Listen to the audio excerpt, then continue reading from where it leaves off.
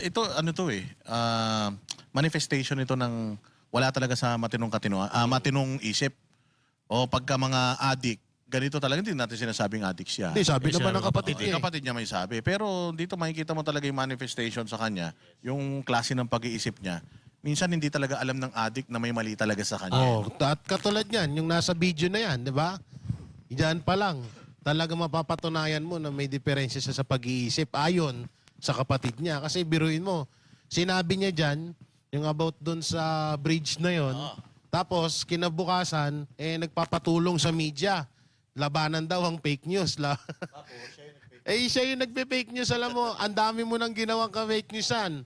Yung sinabi mo dati na walang mga baril yung pumuntang pulis sa kayo, JC. Yung ay sa ICC. Diba? Yung sa flood control. Oo. So, ang dami mong ka-fake newsan na ginawa na nagmula, galing talaga sa bibig mo. Tapos ngayon, ikaw lalaban sa ka-fake newsan. At ang hiningian mo pa ng tulong, yung media na isa din sa katulong mo sa pag-fake news. Correct. Actually, ang ano niya dyan, yaan ay pag-amin na siya ay magnanakaw.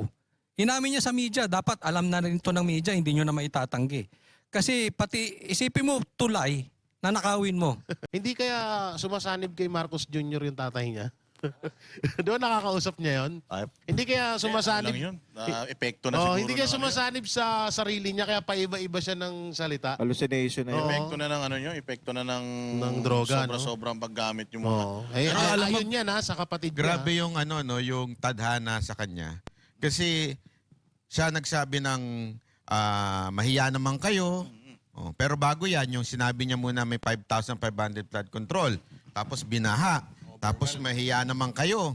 Tapos nagbuo siya ng ICI. Tapos etong ICI ngayon, lumalabas ang baho. Walang direksyon. Nag-resign. Dalawa na nag-resign. So makikita mo talaga na lahat ng ginagawa niya, palpak. Pati nga may mga utang pa, mantakin mo. Di ba?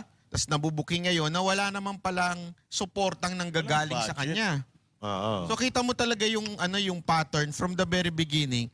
Basta lang siya nagsasalita ng walang aksyon.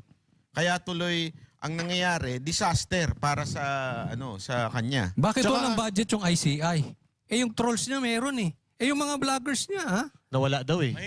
Mahirap Coach Oli na magkaroon ng budget ang ICI. Kasi baka mamaya papunta sa kanya yung yung ebidensya. O di mas mabuti na kumbaga, bigyan mo ng sasakyan na walang gasolina at least hindi aandar yan, nandiyan lang yan.